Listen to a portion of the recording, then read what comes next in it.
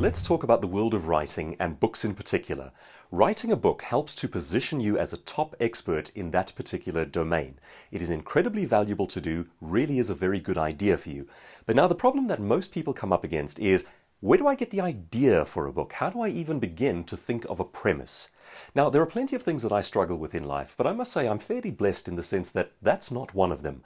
I'm up to 7 business books published by Penguin now, 1 published by another commercial publisher, 1 self-published, I think that brings us up to 9 in total, and I still have the ideas for 4 upcoming books.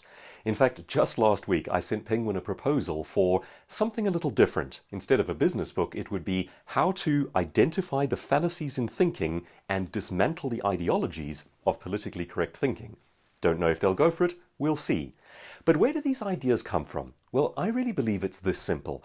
A book premise is just a passing notion carried through.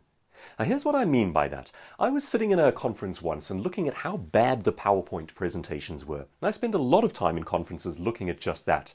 And I thought to myself, someone should write a book on how to speak without PowerPoint. And there was a premise for a book.